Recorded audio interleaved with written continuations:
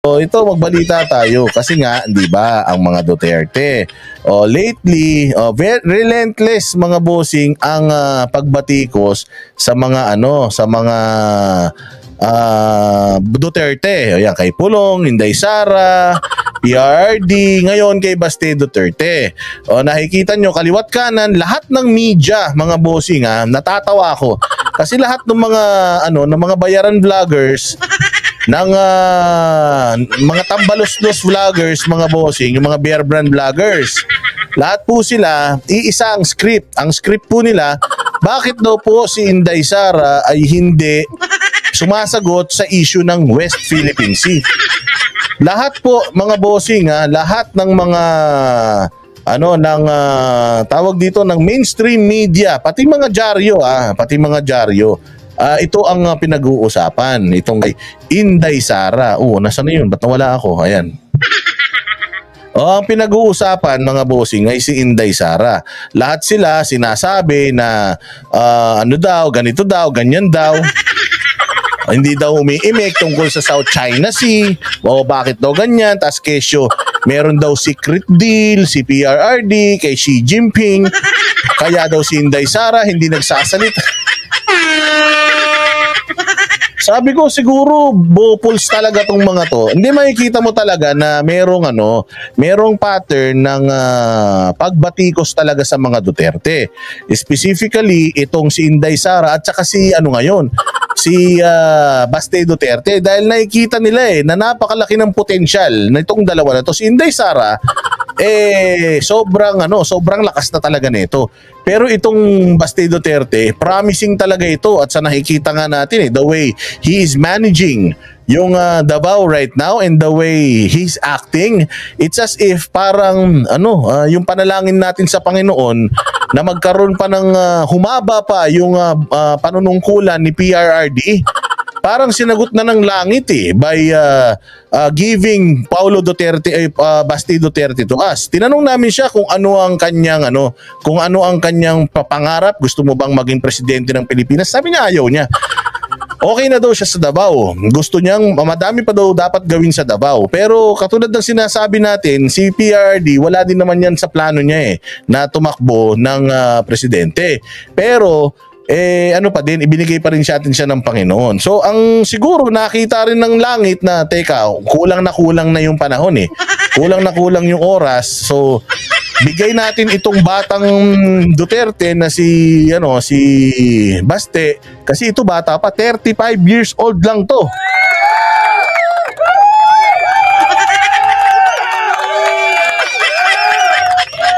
Ayan so inon lang to. Tawag dito itong si Baste nakikita natin sa ngayon, binabanata na rin to ng sobra-sobra. Pero dito muna tayo kay Inday Sara. Yung Akbayan, ang dating leader nito, yan si Risa Ontiveros. Dating leader si Risa Ontiveros ng Akbayan. Yung mga mahilig magsisisigaw pero wala namang mga silbi sa buhay. So ang sinasabi nila ngayon mga bossing ay si Inday Sara daw hindi daw umiimik sa South China Sea issue. Ngayon lahat Philippine Star, Inquirer, Manila Bulletin, lahat ng mga dekalidad na mga media, yun din ang kanilang balita. Pagtataka ka, hindi naman siguro sila mga tanga. Kasi nga, sumagot nga si Pulong Duterte na, teka, bakit nyo gustong sumagot si Inday Sara sa issue ng South China Sea, ng pambubuli ng China sa Coast Guard? Samantalang, ang dapat na sumasagot sa mga issue dyan is yung chief architect ng foreign policy natin. Sino yun?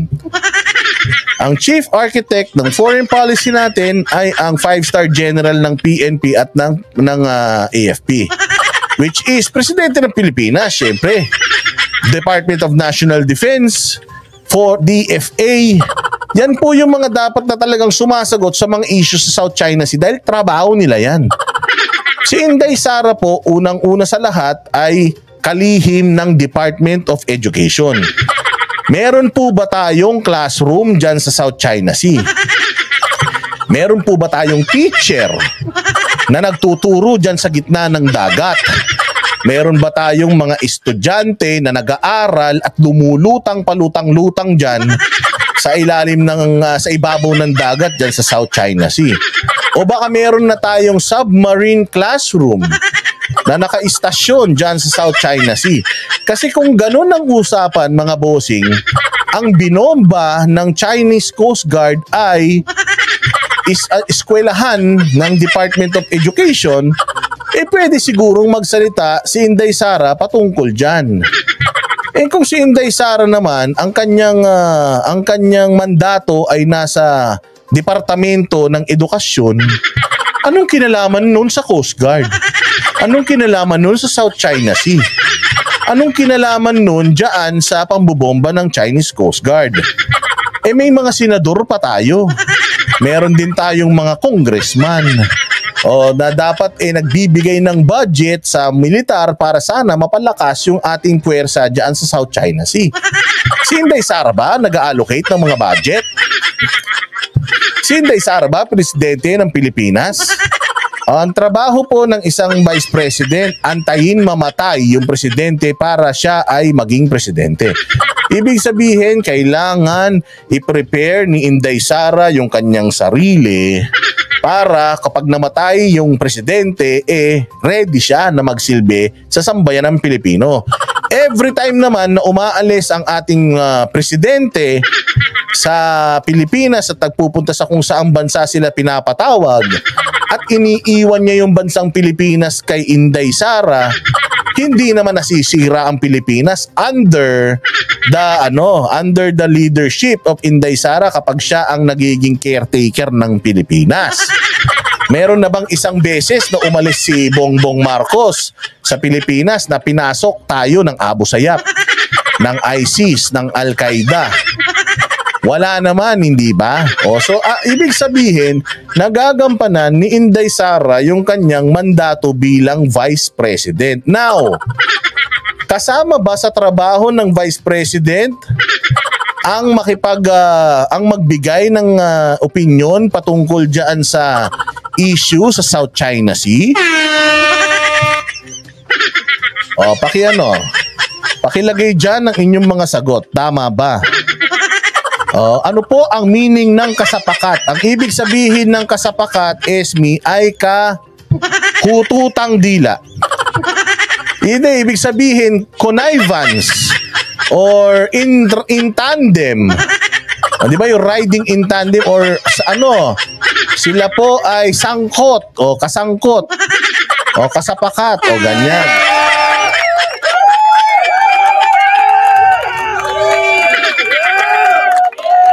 Kasi po si Inday Sara, hindi po siya katulad ni Leni Robredo na hindi naman kailangan yung opinion niya patungkol sa war on drugs, patungkol sa kung ano-anong issue ng Pilipinas. Hindi naman kailangan yung opinion niya, pero nagbibigay siya ng opinion. Tapos ang gusto niya, pag nagbigay siya ng opinion, sundin mo yung opinion niya. Hindi na opinion yun, utos na yun. Sino naman ang susunod? Ang presidente, kasusunod ka sa alalay mo. Siyempre hindi, di ba? Same goes. Even if Inday Sara will let's say sabihin na nagalit siya sa China. Ganto, China, mga hinayupa kayo, mga buwisit kayo, mga animal kayo. What will make that look in Tagalog? Ano ang magiging ano ang magiging itsura noon kay Marcos?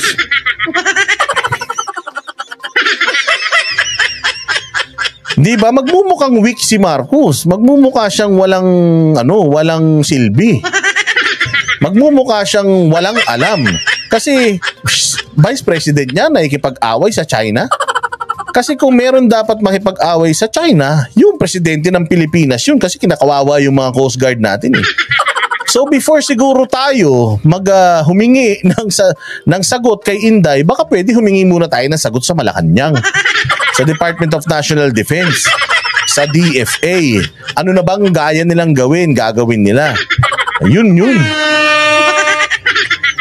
Samantalang dati, yung panahon ni PRRD, pati yung pagkawala ng gasol ninyo. Pati yung pati yung pang-aagaw ng kapitbahay ninyo sa asawa mo, sinisisi nyo kay PRRD, lahat na lang. Sinisi nyo sa PRRD, tapos ngayon, hindi nyo masisi yung presidente ng Pilipinas o hindi nyo man lang matanong. Di ba?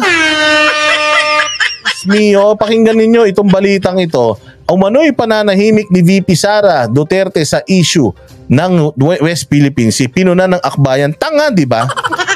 Ganyang kabobo akbayan.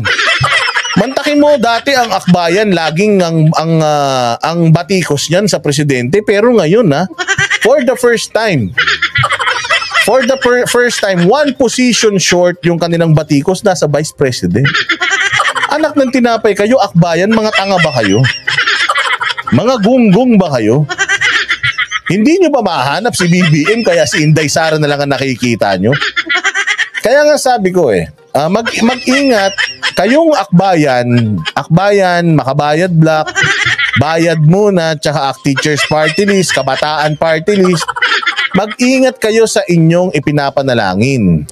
Balang araw, si Inday ang magiging chief architect ng foreign policy ng Pilipinas.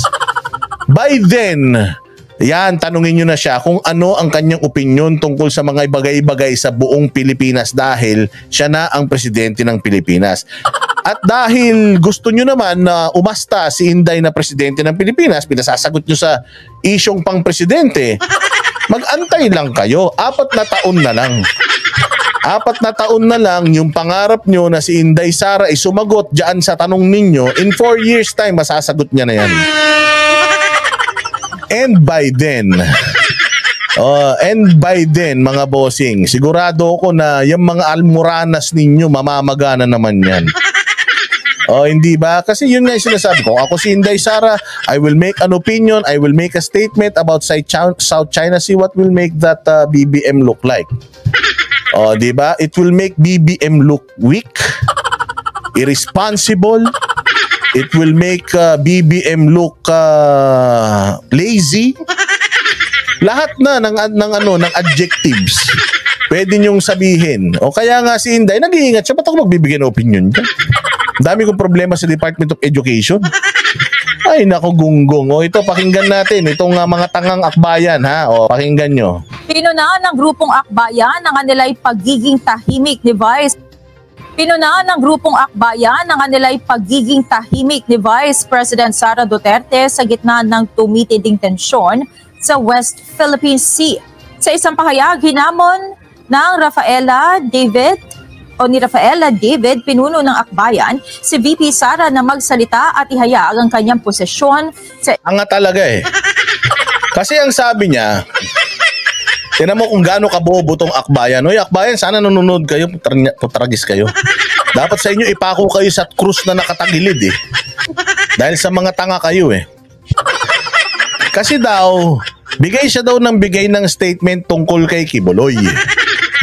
So dapat daw magbigay siya ng statement tungkol sa South China Sea. Okay, akbayan. Akbayan ng mga galunggong.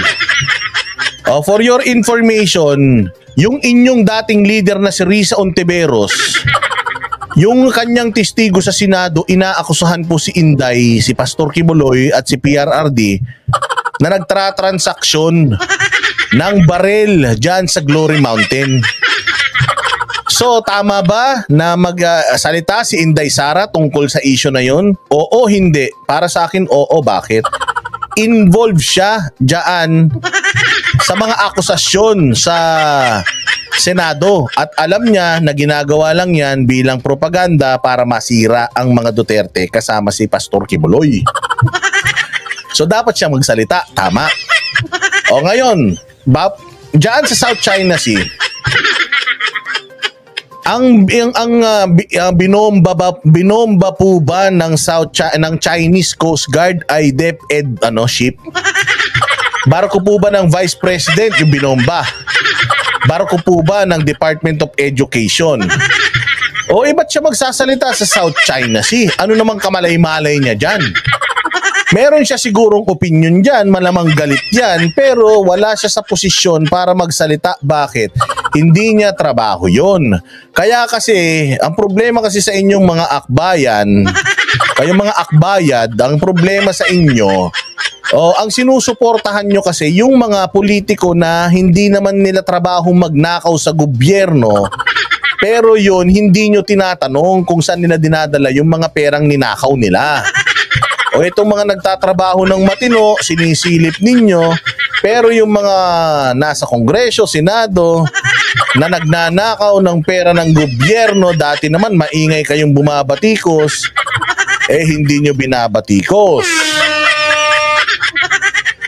Oo, kaya yun yung masasabi natin dito kay Inday Sara. Again, Inday Sara can say her piece all day, every day, 24/7 patungkol dyan sa political persecution kay Pastor Quiboloy kasi involved siya at ini-involve siya. At alam niya na hindi totoo yung mga katarantaduhang katanungan at katarantaduhang mga statement dyan sa Senado. So pwede siya magsalita doon, tama? Ulitin natin, si Inday Sara, hindi siya nabomba. Hindi siya nabasa ng tubig dyan sa South China Sea. Wala siya sa usaping South China Sea. Hindi siya parte ng militar. Hindi siya parte ng Department of Foreign Affairs. Hindi po siya ang kalihim ng Department of National Defense. So wala po siyang say. Hingan nyo ng dyan, ng statement si BBM, si Lisa kung gusto nyo. Hingan nyo yung Department of Justice ng statement kung anong pwede nilang demanda sa sa China. Hingan nyo ang DND kung kailan ba sila gaganti. Hingan nyo ang Coast Guard ng statement. Hingan nyo yung DFA. Ano na yung mga gagawin nila?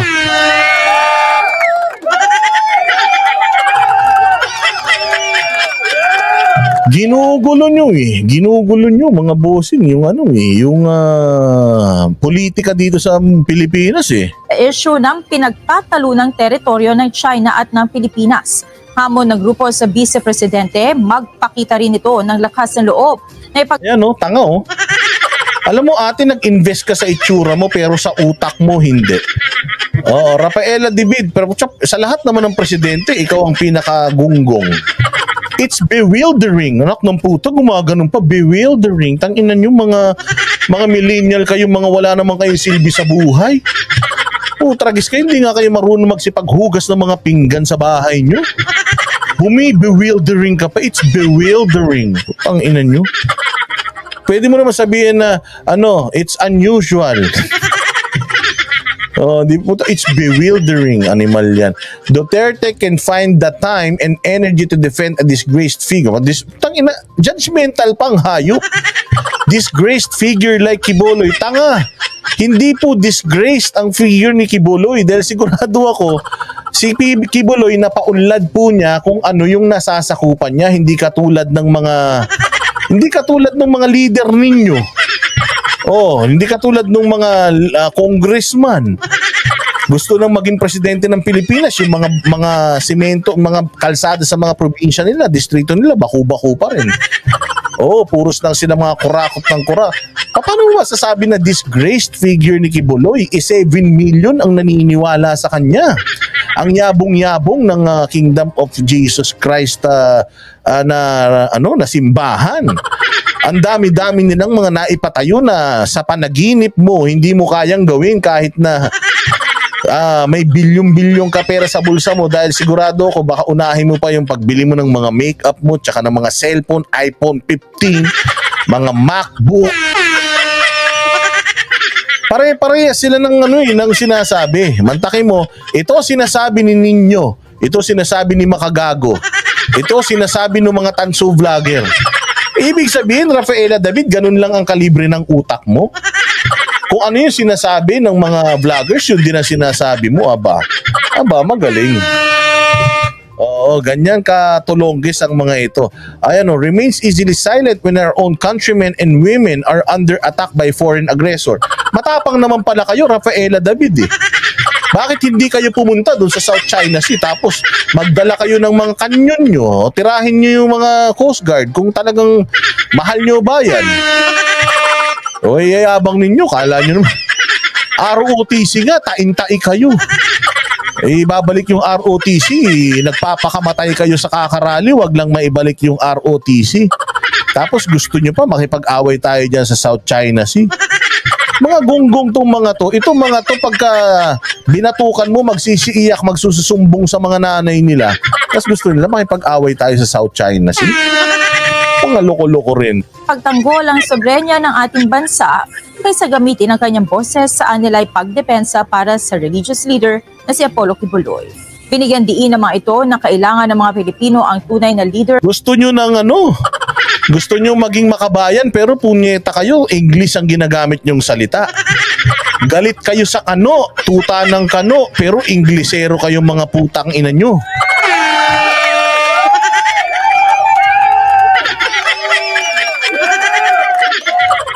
Diba? Tuta ng kano. Nasaan kayo nung nagkaroon ng EDCA? Nung nadagdagan ng napakaraming EDCA, nagrally ba kayo?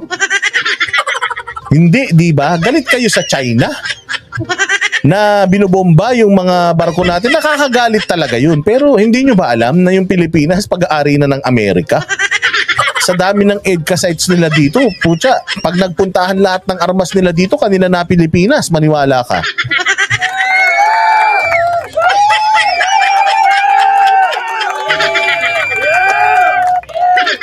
Animal talaga. Tama, di ba? Tama. Oh. Yayabang nyo. Galit kayo sa ibang lahi pero hindi kayo magtagalog. Is her allegiance to justice selective? Or does she simply lack the courage to stand up to China? Either way, it is despicable. Tarantado, kayo lang nakakaintindi niyan. O hindi naiintindihan yan ng mga masang Pilipino.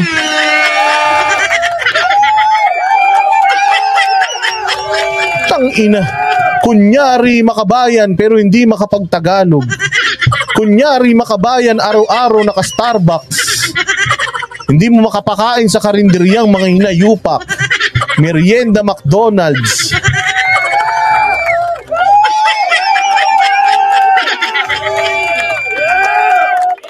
Kunyari makabayan lagi na sa SNR at saka Landers.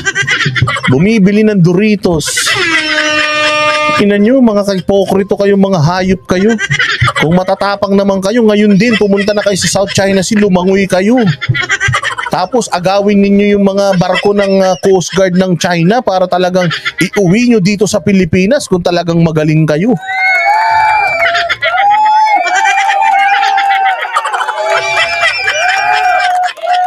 Oh, sana Tagalog din. Pagmamahal sa bayan, Inday Sara magsalita kasi sa South China.